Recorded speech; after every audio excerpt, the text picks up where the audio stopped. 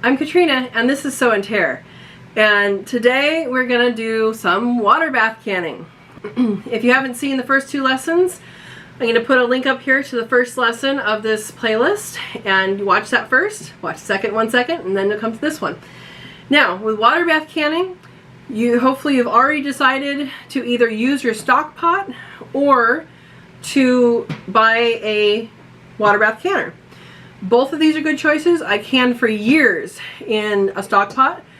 The advantage of the water bath canner is that you can fit more in, and so that makes things easier when you're doing large batches. So now that you're ready to water bath can, let's go into the kitchen and we'll work on a project.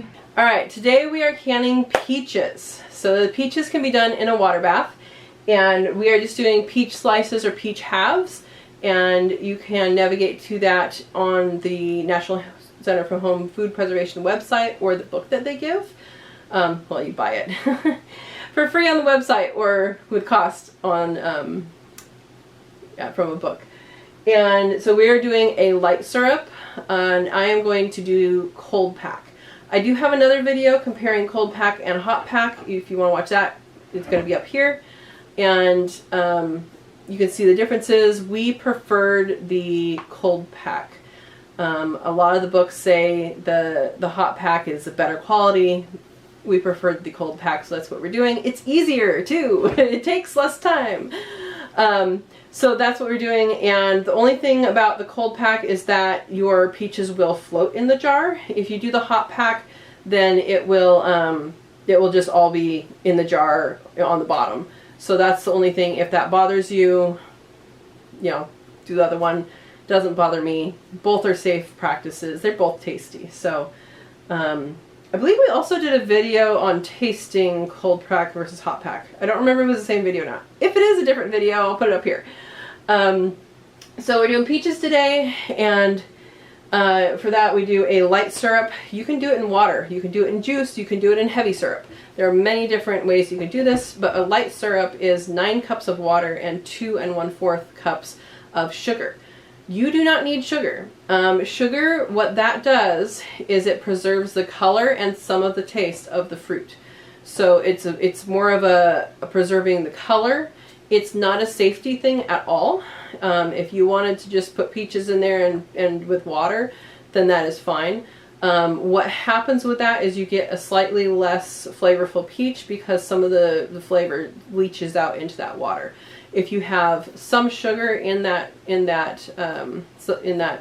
jar, then it will retain more of the flavor and also the color.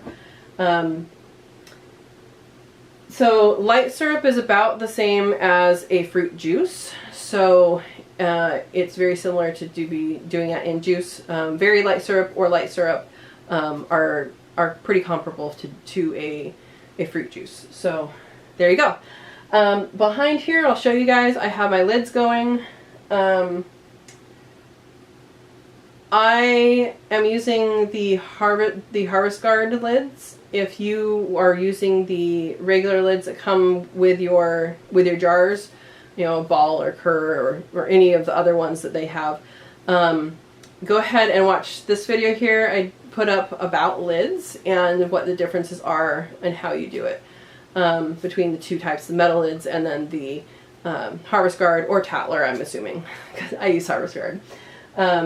So that's there, and then let's get started. In this case, someone has already cut up the peaches for me, where you peel the peaches and then you cut them in half or cut them into pieces. Our peaches are from the Desert Gold peach tree, and they were falling. So a lot of stuff we had, bad spots that we cut out because it just bruised when it hit the ground. And we have some bird-pecked ones and stuff, so we just cut that part off and used the rest of it. And so those were already cut up. When you are doing a lot of fruit and you're going to be having a lot before you actually can it, something good to have is a citric acid. And this is 1 tablespoon per gallon of water. And so basically you put the fruit back into a water solution with the citric acid. You could also use lemon juice. And that will preserve it. It will keep it from oxidizing. So these were cut earlier today. Let's see how they look once we use the citric acid. All right, here are our tools. On the right is our canner you guys saw from earlier in the video. This is several months later. And on the left, this is a pot. We're making syrup. I already put the sugar in. I'm doing a light syrup. All right, I'm adding more water to our syrup mixture. There's already sugar in there. And that's 9 cups. All right, so here are my lids. I have hard water, so I always add a splash. That's a big splash. It doesn't need to be that big. Of distilled white vinegar. And that will take care of any of the calcium deposits and all of that. These need to boil for 10 minutes. If you're doing the metal rings, they don't need to boil. All right, so you can see that these have oxidized some, and that is okay. It's not ideal, but it's okay. So I have these canning funnels and the jar. You can use regular or wide mouth. This is wide mouth. I have 1 regular and 6 wide mouth that I'm using right now. This is a fun tool. We use it for all sorts of things here. We have them in the aviaries for the quail to pick up the eggs. We use them to get fish peaches out of the shade sail underneath the peach tree. And we use them for stuff like this. This is just a ravioli strainer from the Dollar Tree or the dollar store. And this is the lazy way to do this is to do this, you know, kind of get the moisture off and dump it in. I'll show you a jar. I'll put it in right here while we're doing this. I'll show you a jar that is the ideal, what you're supposed to do to fit as many peaches as you can in a jar. Here, so this is full. But if you shake it, it goes down. So you see how it goes down? Doing it this way, you are going to have gaps. That is okay. We are going to fill that with the syrup. But if you want to make the best out of it, you would lay them in there 1 by 1. Cut side down. But these are pieces, and so this works. And we're going to go just right to the bottom right here. So you want to make sure that the juice, the water, the syrup, whatever you're covering it with will cover all of this. So there's one. Now here's a regular mouth. The funnel fits this just fine as well. So this method is good when you're cutting things, you know, smaller, or if you're, you know, you're going to be cutting bad spots out and keeping stuff. You end up with smaller pieces. This is a good method.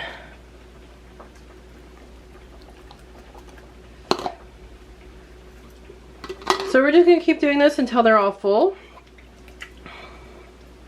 And we'll come back. Alright, so what I like to do, you're going to be debubbling this anyway, but what I like to do is go through with one of the rubber spatula first. When you have pieces like this, because when you have pieces like this, you can find a lot more room before you get the syrup in, and so that's what I do. And you can see they already have some water in them, some of them from the soaking solution, and that is completely fine. As you can see, that freed up some room in some of these jars, so we're going to be adding.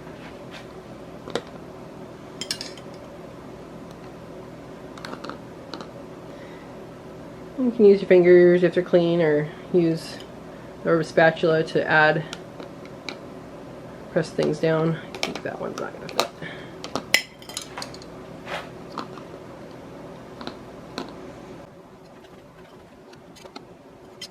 Sometimes you have to turn the pieces around to make them fit, or find just the right size one. Now, this is always good to check. We have our complete guide to home canning. This same thing you can find on the internet. I'm just showing you the book because a little variety here. So here is the peaches halved or sliced. The version I have is on page 219. And tells you how to take off the skins if you need to do that. These ones peeled off pretty well. Gives instructions for ascorbic acid, which I just told you about. And we are going to raw pack. So raw pack says cut side down, add hot water, juice, or syrup, leaving 1/2 inch headspace. So you want to make sure the headspace is right whenever you do this. And then depending on what you are canning in and the type of canning will determine your processing time. So we are raw packing, quart size. So we do 30 minutes. This is my elevation is this. If your elevation is a different elevation, you just read the table and go for that. Our syrup it's not boiling, but it's hot enough. It is almost boiling, so that's good enough. And I'll show you my trick for getting this in. My trick is to use one of these. It works great. Now some of these have a lot of moisture in them already, so they're not going to take that much. So we're going to go 1/2 inch from the top.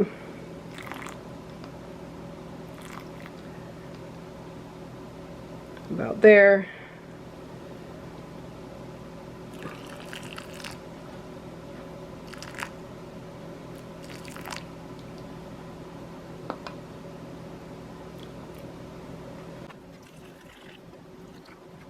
Now we're going to go through and debubble again.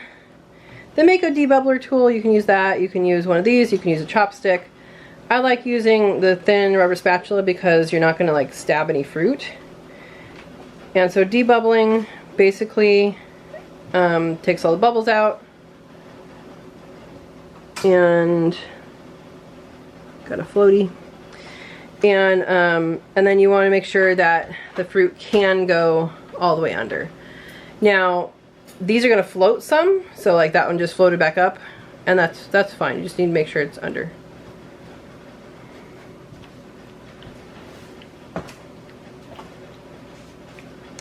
If you don't debubble, it can cause siphoning, because basically the air gets, pressurized there, and it needs a place to escape to. So other people have better explanations and better verbiage for that, but basically it can be bad to have a bubble somewhere in there, so this prevents it.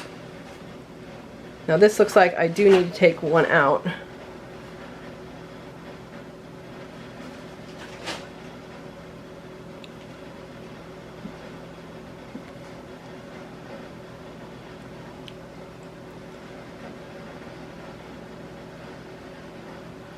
And I do need to add liquid to that one. So you might notice I have another one over here. This one we're going to reprocess. It's going to probably become mush. Don't generally reprocess, but I had a bad ring on it, which does happen from time to time. And it didn't seal because it had a bad ring. So you want to make sure your rings are all checked, make sure they're round, make sure they go on all the way. It is hot though. I did put it in the water bath while it was heating up. But you notice I'm doing a new lid. Alright, so I might need a little more liquid in a few of these. Alright, next I have a paper towel with some vinegar on it. This has all sorts of sugar in it. We don't want that sugar to come between the jar and the lid, so just give it a good wipe down.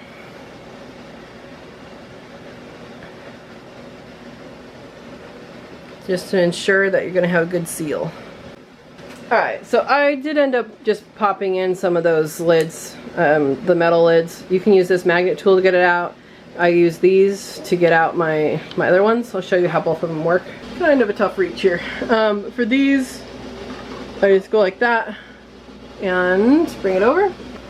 And I have the lid and the gasket are separate.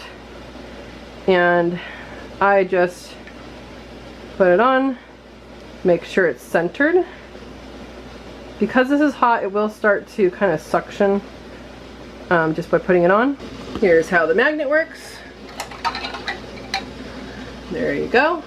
And with this, you do have to make sure you only have one. Sometimes it picks up two. You just flick it off if it gets two. And that just goes on like this. And I'll get the rest of these on. Alright, let's tighten these down. Let's tighten these down. Make sure they're centered. One finger. And we're going until it's fingertip tight. Just like that. We don't need to crank, just like that.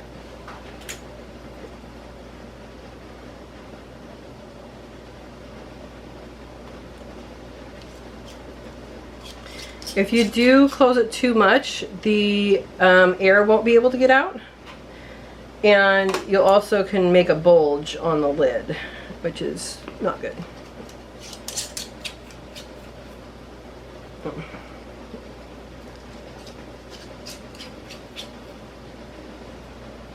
Now with the metal kind, you do not put your finger in the middle.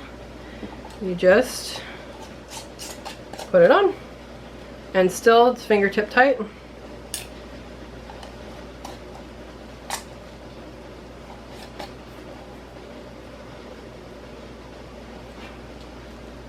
Just checking it. And that's good. Let's put it in. You want these jar lifters. I went for a long time using tongs. It is so much easier to use this. Spend the money. Alright, here is our water bath canner.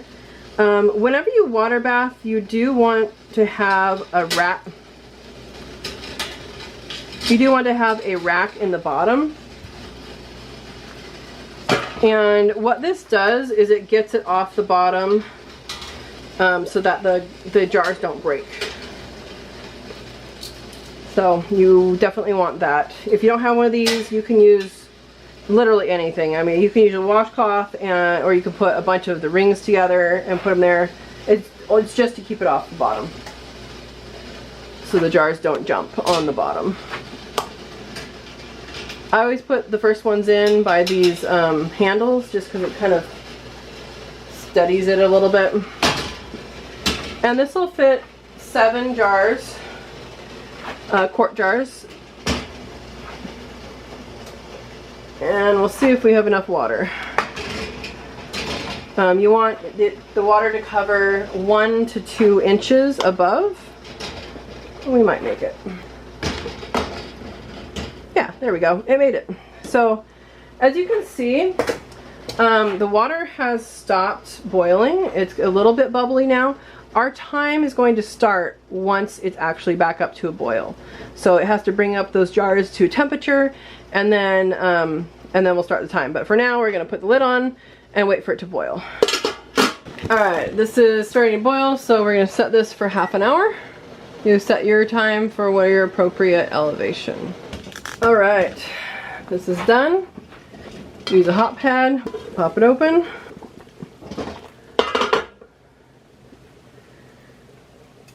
And here's where the jar lifters are very handy. Let's pull them right out. Looks like we had some siphoning happen, which is not cool, but it does happen. Alright, you can see how much squishier this got. That is what happens when you reprocess. So it's not the greatest. It's still there. You can still use it, but I wanted to show you guys that as well.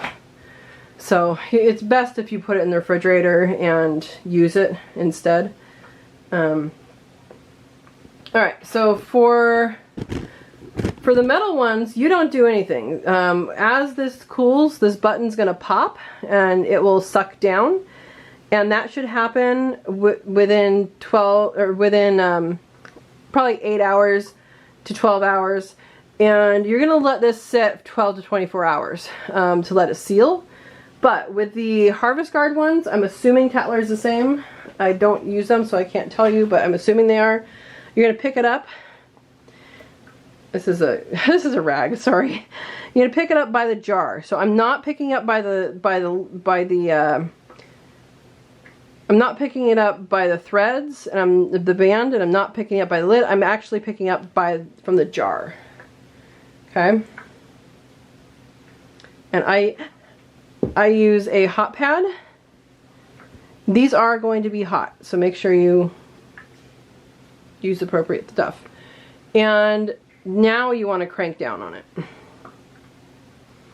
I probably should be using a different towel. This is just stained, it's not dirty. So that's closed. And again, I'm not lifting up by this, I'm lifting up by the jar because this is not sealed yet. It will seal when it starts to cool down. Some of my earlier videos, it says to wait 5 to 7 minutes. Harvest Guard has updated their protocol since those videos. They still worked, but this is what they're saying to do now, so that's what I'm doing now. You notice I skipped that one because that one does not need to be tightened.